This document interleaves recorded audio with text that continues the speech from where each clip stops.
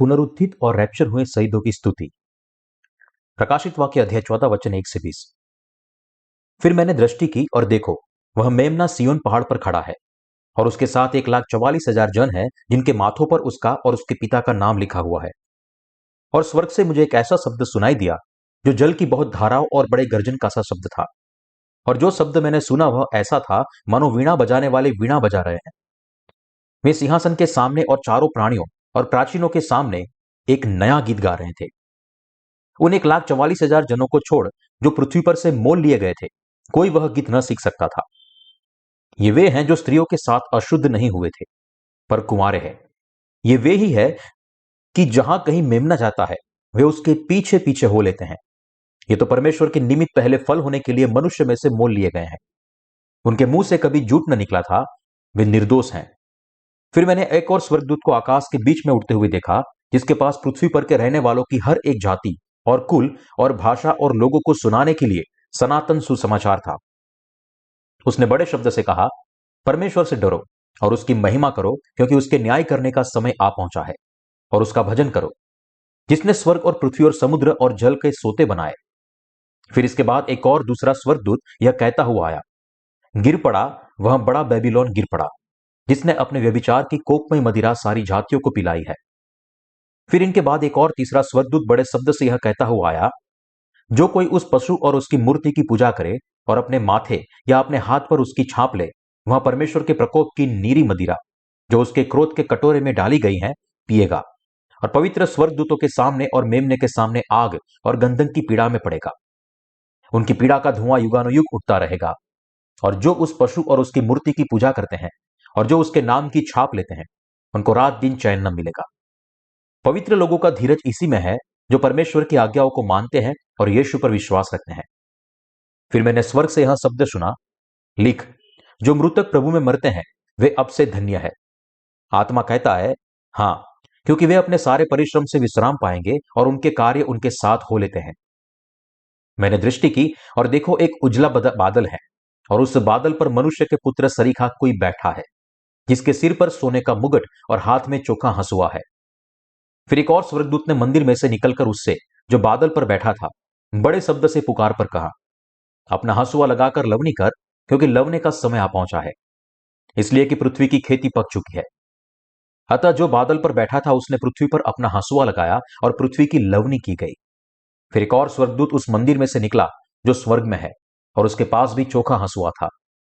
फिर एक और स्वर्गदूत जिसे आग पर अधिकार था वेदी में से निकला, और जिसके पास चोखा हंसुआ था उससे ऊंचे शब्द से कहा, अपना चोखा हंसुआ लगाकर पृथ्वी की दाखलता के गुच्छे काट ले, क्योंकि उसकी दाख पक चुकी है। तब उस स्वर्गदूत ने पृथ्वी पर अपना हंसुआ लगाया और पृथ्वी की दाखलता का फल काटकर अपने परमेश्वर के प्रकोप के बड़े रस कुंड में डाल दिया। और नगर के बाहर उस रस कुंड में दाख रौंदे गए, और रस कुंड में से निकला लहू कि घोड़ों की लगामों तक पहुंचा और 100 कोस तक बह गया। विवरण। वचन 1। फिर मैंने दृष्टि की और देखो, वह मेम्ना सिय्योन पहाड़ पर खड़ा है और उसके साथ 1,44,000 जन है जिनके माथे पर उसका और उसके पिता का नाम लिखा हुआ है। यह नया जन्म पाए हुए संतों के बारे में है, जिन्हें मसीह विरोधी द्वारा उनकी शहादत के बाद स्वर्ग में प्रभु की स्तुति करते हुए पुनरुत्थान और रैप्चर किया जाएगा। जो संत मसीह विरोधी के द्वारा शहीद हुए हैं, जो संत मर गए थे, वे अब एक नया गीत के साथ प्रभु की स्तुति करते हुए स्वर्ग में होंगे। वचन 4 में हम देखते हैं कि 1,44,000 ने इस गीत को गाया। तो फिर आपको आश्चर्य हो सकता है कि क्या रैप्चर हुए लोगों की संख्या केवल 1,44,000 होगी? परंतु यहां संख्या 14 का अर्थ है कि सब कुछ बदल गया है। हमें यह समझना चाहिए कि संतों की शहादत और रैप्चर के बाद प्रभु इस वर्तमान दुनिया को एक नई दुनिया में बदल देंगे। इस दुनिया के बजाय हमारा परमेश्वर एक ऐसी दुनिया का निर्माण करेगा जिसमें वह अपने लोगों के साथ रहेगा। वह सृष्टिकर्ता की इच्छा है। जो लोग स्वर्ग में प्रभु की स्तुति करते हैं वे वो लोग हैं जो इस पृथ्वी पर रहते हुए मसीह द्वारा दिए गए पानी और आत्मा के सुसमाचार में विश्वास करके संत बन गए हैं। इस प्रकार उसके माथे पर मेमने और पिता के नाम लिखे हुए हैं, क्योंकि वे अब मसीह के हैं। वचन 2। और स्वर्ग से मुझे एक ऐसा शब्द सुनाई दिया जो जल की बहुत धाराओं और बड़े गर्जन का सा शब्द था। और जो शब्द मैंने सुना वह ऐसा था मानो वीणा बजाने वाले वीणा बजा रहे हो। स्वर्ग में संत वे हैं जो प्रभु द्वारा दिए गए अपने उद्धार की रक्षा करने के लिए शहीद हुए थे, और इस तथ्य में उनका विश्वास था कि केवल प्रभु ही उनके परमेश्वर है। और जो उसके बाद पुनरुत्थित हुए थे, क्योंकि उनके शरीर को पुनरुत्थित किया गया था और वे प्रभु की सामर्थ्य से रैप्चर किए गए थे। वे स्वर्ग में परमेश्वर के उद्धार और उन्हें अधिकार देने के परमेश्वर के आशीष के लिए उनकी स्तुति कर रहे हैं। उनकी स्तुति का शब्द जल की बहुत धाराओं और बड़े गर्जन का सा था। इस पृथ्वी पर रहते हुए प्रभु के द्वारा दिए गए पानी और आत्मा के सुसमाचार पर विश्वास करने के द्वारा उन्हें उनके पापों से छुटकारा देने के द्वारा अनंत काल तक उन्हें उद्धार मिला। वचन 3, वे सिंहासन के सामने और चारों प्राणियों और प्राचीनों के सामने एक नया गीत गा रहे हैं। उन 1,44,000 जनों को छोड़ जो पृथ्वी पर से मोल लिए गए थे, कोई वह गीत न सीख सकता था। यहां 1,44,000 लोग रैप्चर हुए संतों का उल्लेख करते हैं। बाइबल में संख्या 14 का अर्थ एक नया परिवर्तन है। जो लोग स्वर्ग में एक नए गीत के साथ प्रभु की स्तुति कर सकते हैं, वे वो लोग हैं जो इस पृथ्वी पर रहते हुए पानी और आत्मा के सुसमाचार पर विश्वास करने के द्वारा पाप की क्षमा और नया जन्म प्राप्त करने के द्वारा बदल गए थे। उनके अलावा कोई और नहीं है जो पानी और आत्मा के सुसमाचार के माध्यम से छुटकारे की आशीष के लिए प्रभु की स्तुति कर सकता हो। इस प्रकार हमें प्रभु की स्तुति उनके द्वारा की जा रही है जिनके पापों को पानी और आत्मा के सुसमाचार में विश्वास करने के द्वारा क्षमा किया गया है और जिन्होंने पवित्र आत्मा को उनके उपहार के रूप में प्राप्त किया है। वचन 4, ये वे हैं जो स्त्रियों के साथ अशुद्ध नहीं हुए पर कुंवारे हैं। ये वही है कि जहां कहीं मेमना जाता है वे उसके पीछे हो लेते हैं। ये तो परमेश्वर के निमित्त पहले फल होने के लिए मनुष्य में से मोल लिए गए हैं। संत वे हैं जिन्होंने किसी सांसारिक शक्ति या धर्म से अपने विश्वास को अपवित्र नहीं किया है। इस दुनिया में बहुत से लोग हैं जो आसानी से अपना विश्वास बदल लेते हैं, लेकिन जो लोग प्रभु के बपतिस्मा और क्रूस पर उनके लहू में विश्वास करके और इस प्रकार अपने पापों की माफी प्राप्त करके संत बन गए हैं, उनके विश्वास को इस दुनिया में कभी भी किसी भी चीज के लिए नहीं बदला जा सकता है। वे संत जो स्वर्ग में उठाए जाते हैं और प्रभु की स्तुति करते हैं, उन्होंने अपरिवर्तनीय रूप से प्रभु द्वारा दिए गए पानी और आत्मा के सुसमाचार का पालन किया है और अपने विश्वास की रक्षा की है। इसी प्रकार जो लोग स्वर्ग के राज्य में प्रभु की स्तुति कर सकते हैं, वे वो लोग हैं जो पानी और आत्मा के सुसमाचार में अपने विश्वास के लिए प्रभु द्वारा रैप्चर किए जाते हैं। वचन 4 के माध्यम से लिखा है, ये वही है कि जहां कहीं मेमना जाता है वे उसके पीछे हो लेते हैं।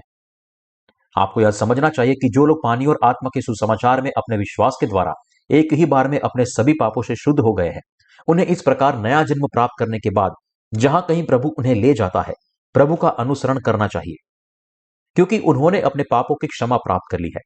उनके दिलों में खुशी के साथ प्रभु उन्हें जहां कहीं भी ले जाए उनका अनुसरण करने की इच्छा पाई जाती है। अंत के समय में वे इसलिए स्वर्ग में प्रभु की स्तुति कर रहे होंगे क्योंकि उनके विश्वास के साथ वे मसीह विरोधी द्वारा शहीद हो गए थे और प्रभु द्वारा पुनरुत्थित और रैप्चर किए गए थे। यह भी लिखा है, ये तो परमेश्वर के निमित्त पहले फल होने के लिए मनुष्य में से मोल लिए गए हैं। इस दुनिया में रहने वाले अनगिनत लोगों में से केवल कुछ मुट्ठी भर लोग प्रभु द्वारा दिए गए पानी और आत्मा के सुसमाचार पर विश्वास करने के द्वारा उनके सभी पापों से बचाए गए हैं। इसलिए हमारा प्रभु यिर्मयाह अध्याय 3 वचन 14 में कहता है, तुम्हारे प्रत्येक नगर पीछे एक और प्रत्येक कुल पीछे दो को लेकर मैं सिय्योन में पहुंचा दूंगा। जिन्होंने पानी और आत्मा के सुसमाचार को प्राप्त किया है और अपने पापों की क्षमा प्राप्त की है, वे थोड़े ही है, क्योंकि वे मेमने के हैं। वे वही लोग होंगे जो पुनरुत्थान के पहले फल प्राप्त करते हैं, जो प्रभु की सामर्थ्य से रैप्चर होते हैं और जो हमेशा के लिए मसीह की स्तुति करते हैं, जैसा कि प्रभु ने वायदा किया था। इस पृथ्वी पर भी वही लोग हैं जो प्रभु उन्हें जहां कहीं भी ले जाए उनका अनुसरण करते हैं। यह सब परमेश्वर की कृपा और सामर्थ्य से है। वचन 5, उनके मुंह से कभी झूठ न निकला था, वे निर्दोष हैं। जिन्होंने पानी और आत्मा के सुसमाचार में विश्वास करके नया जन्म प्राप्त किया है, वे अपने मुंह से इस सच्चे सुसमाचार का प्रचार कर सकते हैं। जबकि आज बहुत से लोग हैं जो अपने तरीके से सुसमाचार का प्रचार कर रहे हैं। यह भी सच है कि उनमें से केवल कुछ मुट्ठी भरी वास्तव में पानी और आत्मा के सुसमाचार का प्रचार कर सकते हैं। जो लोग केवल क्रूस पर के यीशु के लहू का प्रचार करते हैं, वे प्रभु द्वारा दिए गए पानी और आत्मा के सुसमाचार का प्रचार नहीं कर सकते हैं। क्यों? क्योंकि कोई अन्य सुसमाचार नहीं है, बल्कि पानी और आत्मा का सुसमाचार ही बाइबल का सच्चा सुसमाचार है। जैसा कि सच्चे सुसमाचार के वचन के द्वारा धर्मी लोगों के दिलों के सभी पापों को दूर कर दिया गया है, वे पूरे विश्वास के साथ अपने मुंह से इस सुसमाचार का प्रचार कर सकते हैं। वचन 6 और 7, फिर मैंने एक और स्वर्गदूत को आकाश के बीच में उड़ते हुए देखा, जिसके पास पृथ्वी पर के रहने वाले की हर एक जाति और कुल और भाषा और लोगों को सुनाने के लिए सनातन सुसमाचार था। उसने बड़े शब्द से कहा, परमेश्वर से डरो और उसकी महिमा करो, क्योंकि उसके न्याय करने का समय आ पहुंचा है। और उसका भजन करो, जिसने स्वर्ग और पृथ्वी और समुद्र और जल के सोते बनाए।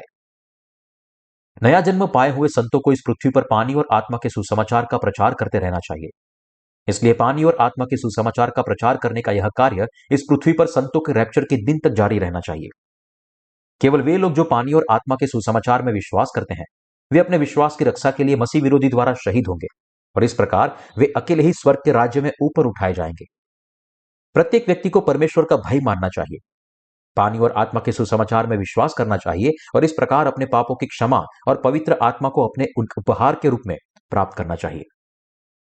यदि आज के मसीही प्रभु द्वारा दिए गए पानी और आत्मा के सुसमाचार में विश्वास करने में असमर्थ है, तो उनका यीशु में विश्वास व्यर्थ होगा।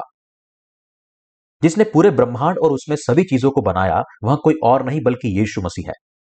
इस प्रकार मनुष्य जाति को यीशु मसीह को अपने परमेश्वर के रूप में पहचानना चाहिए, जिसने उन्हें बनाया और उन्हें उनके पापों की क्षमा के लिए उद्धार किया गया, और इस प्रकार उनकी आराधना करें, क्योंकि उनके हाथों से सभी चीजें बनाई गई और पूरी की गई।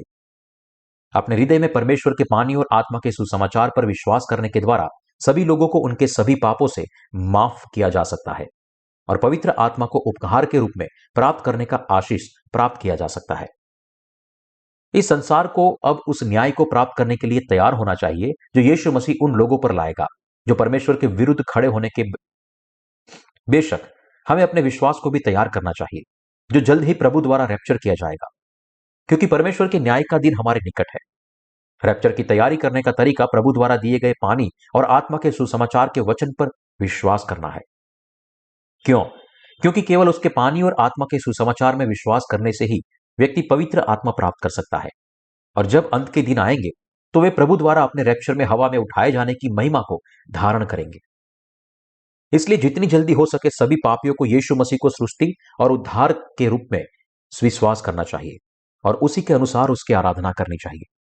उन्हें अपने दिलों में पानी और आत्मा के सुसमाचार को स्वीकार करना चाहिए, और इस प्रकार उनके छुटकारे और पवित्र आत्मा की कृपा को अपने उपहार के रूप में प्राप्त करना चाहिए।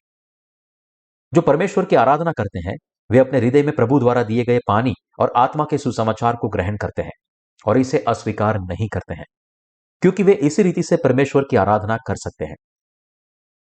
वचन 8। फिर इसके बाद एक और दूसरा स्वर्गदूत यह कहता हुआ आया, गिर पड़ा बड़ा बेबीलोन गिर पड़ा, जिसने अपने व्यभिचार की कोप में मदिरा सारी जातियों को पिलाई है।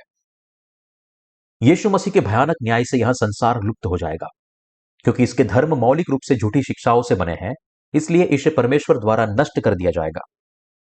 इन सांसारिक धर्मों ने लोगों को स्वयं परमेश्वर से अधिक दुनिया का अनुसरण करने के लिए प्रेरित किया है और उन्हें परमेश्वर के खिलाफ खड़े होने के साधन के रूप में इस्तेमाल किया है। इस प्रकार यह संसार नष्ट हो जाएगा, क्योंकि इसके लोगों ने परमेश्वर को छोड़ दिया है और ऐसे सांसारिक धर्मों की लालसा की है। उन्होंने सांसारिक धर्मों का अनुसरण किया है, इसका मतलब है कि उन्होंने झूठे देवताओं, दुष्ट आत्माओं का अनुसरण किया है। इसलिए परमेश्वर अपने क्रोध से इस संसार को नष्ट कर देगा। इस संसार की हर एक वस्तु और उसके सब झूठे धर्म परमेश्वर के द्वारा नाश किए जाएंगे और परमेश्वर के क्रोध का दाखरस पिएंगे। इसी प्रकार जो लोग परमेश्वर के खिलाफ खड़े होते हैं, वे साथ ही दुष्टात्माओं को सांसारिक धर्मों में जुड़े परजीवी की तरह रहते हैं। वे सभी परमेश्वर की विपत्तियों से नाश किए जाएंगे और अनंत नरक में फेंक दिए जाएंगे। वचन 9 और 10। फिर इनके बाद एक और तीसरा स्वर्गदूत बड़े शब्द से यह कहता हुआ आया, जो कोई उस पशु और उसकी मूर्ति की पूजा करे और अपने माथे या अपने हाथ पर उसकी छाप ले, वह परमेश्वर के प्रकोप की नीरी मदिरा जो उसके क्रोध के कटोरे में डाली गई है पिएगा, और पवित्र स्वर्गदूतों के सामने और मेमने के सामने आग और गंधक की पीड़ा में पड़ेगा। परमेश्वर यहां सभी को चेतावनी देते हुए कहते हैं कि यदि कोई पशु और उसकी छवि की पूजा करता है या दाहिने हाथ या अपने माथे पर उसका निशान प्राप्त करता है, तो उसे नरक का दंड मिलेगा। कई लोगों के माध्यम से काम करते हुए शैतान पूरी मनुष्य जाति को मसीह विरोधी के रूप में बनाई हुई मूर्ति की पूजा करने के लिए मजबूर करेगा। लेकिन जो लोग नया जन्म पाए हुए हैं, वे मसीह विरोधी के खिलाफ लड़ेंगे और अपने विश्वास की रक्षा के लिए शहीद हो जाएंगे। नए जन्म पाए हुए संतों को अपने विश्वास की रक्षा के लिए इस प्रकार मसीह विरोधी के खिलाफ खड़ा होना चाहिए और शहीद होना चाहिए। यदि कोई मसीह विरोधी के सामने आत्मसमर्पण करता है, उसकी मूर्ति के सामने झुक जाता है और उसके नाम या संख्या का चिन्ह प्राप्त करता है, तो वह परमेश्वर के क्रोध को प्राप्त करेगा जो उसे आग और गंधक की अनंत झील में फेंक देगा। जब क्लेश का समय आएगा तब संतों को परमेश्वर से प्रार्थना करनी चाहिए, प्रभु में अपने विश्वास की रक्षा करनी चाहिए और अपनी आशा को परमेश्वर के राज्य में रखना चाहिए, और यीशु मसीह में विश्वास करके उन्हें मसीह विरोधी के खिलाफ खड़ा होना चाहिए और अपने विश्वास की रक्षा करनी चाहिए, अपनी शहादत, पुनरुत्थान और रैप्चर में शामिल होना चाहिए और इस प्रकार प्रभु के साथ उनके राज्य में रहने का अनंत आशीर्वाद प्राप्त करना चाहिए। वचन 11, उनकी पीड़ा का धुआं युगानुयुग उठता रहेगा, और जो उस पशु और उसकी मूर्ति की पूजा करते हैं और जो उसके नाम की छाप लेते हैं, उनको रात दिन चैन न मिलेगा। जो लोग शैतान को परमेश्वर के रूप में पूजते हैं, उन्हें परमेश्वर की विपत्तियां और अनंत काल की नरक की पीड़ा दी जाएगी। जो कोई भी अंत के समय में मसीह विरोधी के सामने आत्मसमर्पण करता है और परमेश्वर के रूप में उसकी मूर्ति की पूजा करता है, उसे परमेश्वर के क्रोध से भरी आग और गंधक की झील में डाल दिया जाएगा। हम सभी को यह विश्वास करना चाहिए कि जो कोई भी पशु और उसकी मूर्ति का अनुसरण करता है और जो कोई भी पशु के नाम की छाप लेता है, उनको दिन रात चैन न मिलेगा। वचन 12, पवित्र लोगों का धीरज इसी में है जो परमेश्वर की आज्ञाओं को मानते और यीशु पर विश्वास रखते हैं। जैसा कि संतों ने परमेश्वर के सभी धन, महिमा और आशीर्वाद के वायदे में विश्वास किया है, उन्हें धैर्य में बने रहना चाहिए। उन्हें क्लेश के समय में भी दृढ़ रहना चाहिए। प्रभु ने अंत समय के संतों से जो वायदा किया है वह यह है कि वह उन्हें उनकी शहादत के बाद उनके साथ रहने का आशीर्वाद देंगे। वे प्रभु की सामर्थ से उनके पुनरुत्थान के साथ स्वर्ग में ऊपर उठा लिया जाएंगे।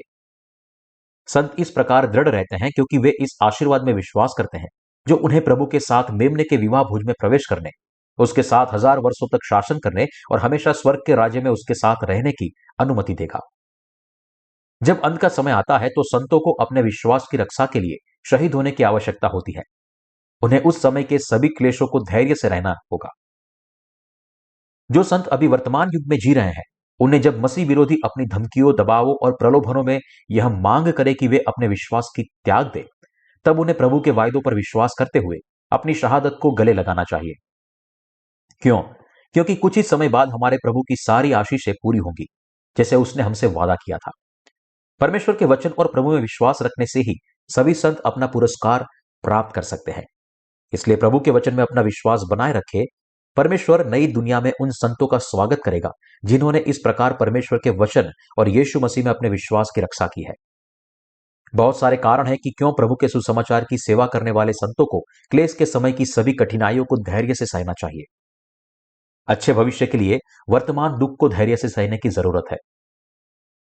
रोमियो अध्याय 5 वचन 3 और 4 हमें बताता है, केवल यही नहीं वरन हम क्लेशों में भी घमंड करें, यह जानकर कि क्लेशों से धीरज और धीरज से खरा निकलना और खरे निकलने से आशा उत्पन्न होती है। वे संत जो प्रभु में विश्वास करके महान क्लेश के माध्यम से दृढ़ रह सकते हैं, वे आशीर्वाद का जीवन जिएंगे, परमेश्वर के द्वारा पुनरुत्थान और रैप्चर प्राप्त करेंगे और परमेश्वर के राज्य में शासन करेंगे। इस प्रकार हम सभी को अपने विश्वास के साथ क्लेश में दृढ़ बने रहना चाहिए। प्रभु में अपना विश्वास बनाए रखते हुए अंत समय के महान क्लेश के दौरान संत वास्तव में दृढ़ रह सकते हैं। संत उन सभी चीजों में विश्वास करते हैं जो प्रभु इस दुनिया और स्वर्ग के दिनों में उनके लिए पूरी करेंगे। वचन 13, फिर मैंने स्वर्ग से यह शब्द सुना, लिख, जो मृतक प्रभु में मरते हैं वे अब से धन्य है। आत्मा कहता है, हां, क्योंकि वे अपने सारे परिश्रम से विश्राम पाएंगे और उनके कार्य उनके साथ हो लेते हैं। वचन यहां कहता है, जो मृतक प्रभु में मरते हैं वे अब से धन्य है। क्यों? क्योंकि जब क्लेश का समय आएगा, अर्थात जब मसीह विरोधी दुनिया पर शासन करेगा, तो इस पृथ्वी पर रहने वाले सभी पापी नष्ट हो जाएंगे। इसलिए संतों को मसीह के आने वाले राज्य की ओर देखना चाहिए, अपने विश्वास की रक्षा करनी चाहिए और विश्वास की शहादत को गले लगाना चाहिए। जो लोग प्रभु को महिमा देने के लिए शहीद हुए हैं वे धन्य हैं और इसलिए उन्हें अपने विश्वास की रक्षा के लिए अपनी शहादत को गले लगाना चाहिए। तब प्रभु ऐसे संतों की देखभाल करेंगे, उन्हें परमेश्वर के राज्य में ऊपर उठाने के लिए उनके पुनरुत्थान और रैप्चर की अनुमति देंगे। तब इस पृथ्वी पर संतों के सभी परिश्रम समाप्त हो जाएंगे और वे इसके बजाय प्रभु द्वारा दिए गए अपने पुरस्कारों का आनंद लेते हुए जीवन व्यतीत करेंगे। इस समय सभी संतों को प्रभु के साथ राज्य करने का और अनंत जीवन का आनंद मिलेगा और परमेश्वर के राज्य की संपत्ति और महिमा हमेशा के लिए उनकी होंगी। यही कारण है कि जो लोग अपने विश्वास की रक्षा के लिए अंत के समय में शहीद हुए हैं वे बहुत धन्य हैं, क्योंकि वे प्रभु के साथ उनके 1000 साल के राज्य और स्वर्ग के उनके अनंत राज्य की सारी संपत्ति और महिमा में हमेशा के लिए जिएंगे।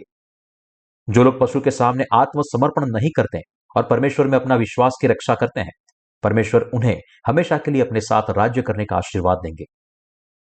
वचन 14, मैंने दृष्टि की और देखो, एक उजला बादल है, और उस बादल पर मनुष्य के पुत्र सरीखा कोई बैठा है, जिसके सिर पर सोने का मुकुट और हाथ में चोखा हंसुआ है। यह वचन हमें बताता है कि प्रभु संतों को रैप्चर करने के लिए वापस आएंगे, क्योंकि प्रभु संतों के स्वामी है। वे उन संतों को पुनरुत्थित करेंगे जो अपने विश्वास की रक्षा के लिए शहीद हो गए होंगे, और उन्हें रैप्चर में परमेश्वर के राज्य तक उठाएंगे। महान क्लेश के समय में निश्चित रूप से संतों का रैप्चर होगा। वचन 15, फिर एक और स्वर्गदूत ने मंदिर में से निकलकर उससे जो बादल पर बैठा था बड़े शब्द से पुकार कर कहा, अपना हंसुआ लगाकर लवनी कर, क्योंकि लवने का समय आ पहुंचा है, इसलिए कि पृथ्वी की खेती पक चुकी है। यह वचन प्रभु द्वारा संतों के रैप्चर के पूरा होने को संदर्भित करता है। दूसरे शब्दों में, संतों की भारी शहादत के बाद रैप्चर होगा। प्रभु उस समय में सो रहे संतों को शहीद हुए संतों के साथ रैप्चर की अनुमति देंगे। संतों के विश्वास की पूर्णता उनके उद्धार, शहादत, पुनरुत्थान, रैप्चर और अनंत जीवन में पाई जाती है। संतों के रैप्चर का समय उनकी शहादत के बाद मसीह विरोधी के उत्पीड़न के साथ है, और साथ ही उनके पुनरुत्थान के साथ है। वचन 16, अतः जो बादल पर बैठा था उसने पृथ्वी पर अपना हंसुआ लगाया और पृथ्वी की लवनी की गई। यह वचन भी संतों के रैप्चर का उल्लेख करता है। रैप्चर का अर्थ है संतों को हवा में उठाना। क्या इसका मतलब यह है कि संतों को हवा में ऊपर उठाया जाएगा और फिर प्रभु के साथ पृथ्वी पर नीचे उतरेंगे? हां, निश्चित रूप से। संतों के रैप्चर के बाद हमारा परमेश्वर 7 कटोरों की विपत्तियों को उंडेलने के द्वारा पृथ्वी, समुद्र और उसमें की सभी चीजों को नष्ट कर देगा, और इस तरह दुनिया को नष्ट करने के बाद वह रैप्चर किए हुए संतों के साथ इस पृथ्वी पर उतरेगा। तब प्रभु और उनके संत इस पृथ्वी पर 1000 वर्षों तक राज्य करेंगे, और जब मेमने का विवाह भोज समाप्त हो जाएगा तो वे अनंत स्वर्ग के राज्य में उठाए जाएंगे। जब संत मेमने के विवाह भोज में प्रभु के साथ शामिल होते हैं तो प्रभु पहले से ही पूरी दुनिया और उसमें की सभी चीजों का नवीनीकरण कर चुके होंगे। उनके रैप्चर के बाद संत कुछ समय के लिए प्रभु के साथ हवा में रहेंगे, और जब 7 कटोरे की विपत्तियां खत्म हो जाएगी तो वे 1000 साल तक परमेश्वर के साथ राज्य करने के लिए नई पृथ्वी पर उतरेंगे। तब वे प्रभु के साथ परमेश्वर के राज्य में प्रवेश करेंगे और उसके साथ सर्वदा रहेंगे। वचन 17, फिर एक और स्वर्गदूत उस मंदिर में से निकला जो स्वर्ग में है, और उसके पास भी चोखा हंसुआ था। जो स्वर्गदूत यहां प्रकट होता है वह न्याय का स्वर्गदूत है। यहां स्वर्गदूत जगत के लोगों पर जो परमेश्वर के विरुद्ध खड़े हुए हैं बड़ी विपत्तियां उंडेल कर उन्हें अनंत आग में डाल देगा। उसका कर्तव्य मसीह विरोधी और उसके सेवकों के साथ दुनिया के सभी पापियों को, जिन्होंने नया जन्म प्राप्त नहीं किया है, उन्हें बांधकर अथाह गड्ढे में फेंकना है। वचन 18, फिर एक और स्वर्गदूत जिसे आग पर अधिकार था वेदी में से निकला, और जिसके पास चोखा हंसुआ था, उसने ऊंचे शब्द से कहा, अपना चोखा हंसुआ लाकर पृथ्वी की दाखलता के गुच्छे काट ले, क्योंकि उसकी दाख पक चुकी है। यह वचन हमें बताता है कि अब समय आ गया है कि पापियों को परमेश्वर के विरुद्ध खड़े होने के पाप के लिए परमेश्वर के द्वारा न्याय किया जाए। परमेश्वर के समय में परमेश्वर की योजना पूरी होगी। पापियों को परमेश्वर का न्याय देने के लिए परमेश्वर सभी पापियों को और उन सभी को एक साथ इकट्ठा करेगा जो परमेश्वर के खिलाफ खड़े हुए थे, और उन्हें उसी के अनुसार दंडित करेंगे। वचन 19, तब उस स्वर्गदूत ने पृथ्वी पर अपना हंसुआ लगाया और पृथ्वी की दाखलता का फल काटकर अपने परमेश्वर के प्रकोप के बड़े रस कुंड में डाल दिया। यह वचन हमें दिखाता है कि संतों के रैप्चर के बाद मसीह विरोधी और पापियों को 7 कटोरे की विपत्तियों के द्वारा बहुत कष्ट पड़ेगा। इस धरती पर भी परमेश्वर पापियों पर अपनी भयानक विपत्तियां डालकर उन पर अपना क्रोध लाएगा और उन्हें फिर नरक का दंड देंगे। इस प्रकार परमेश्वर इन पापियों पर यानी मसीह विरोधी और उसके अनुयायियों पर जो विपत्तियां डालेगा वह परमेश्वर का धर्मी क्रोध है। यह उन पापियों के लिए परमेश्वर का विधान है जो उसके विरुद्ध खड़े होते हैं। वचन 20, और नगर के बाहर उस रस कुंड में दाख रौंदे गए, और रस कुंड में से इतना लहू निकला कि घोड़े की लगामों तक पहुंचा और 100 कोस तक बह गया। यह वचन हमें बताता है कि उन पर उंडेले गए 7 कटोरों की विपत्तियां द्वारा लाए गए परमेश्वर के क्रोध और उसके कष्टों का दंड उन लोगों के लिए कितना कठोर और इस पृथ्वी पर रहते मनुष्य पर, जीवित प्राणियों में शामिल है। यह हमें यह भी बताता है कि यह विपत्तियां पूरी दुनिया में तबाही मचाएगी। जब संत शहीद होते हैं, पुनरुत्थित होते हैं और रैप्चर होते हैं, उस पल से 7 कटोरे की विपत्तियों का प्रकोप पूरी तरह से उंडेला जाएगा और इस तरह सब कुछ समाप्त हो जाएगा। स्वर्ग में संतों और परमेश्वर के पक्ष में खड़े स्वर्गदूतों को छोड़कर कोई भी इन भयानक विपत्तियों से नहीं बच पाएगा। दूसरी ओर जो लोग परमेश्वर के खिलाफ खड़े होते हैं उनके लिए केवल नरक का दंड इंतजार कर रहा है। इसके विपरीत जब नया जन्म पाए हुए संत खुद को हवा में प्रभु के साथ विवाह भोज में पाएंगे, तब परमेश्वर उद्धार के लिए उनका धन्यवाद और स्तुति करेंगे। तब से संत हमेशा प्रभु के साथ उनके अनंत आशीर्वाद में रहेंगे।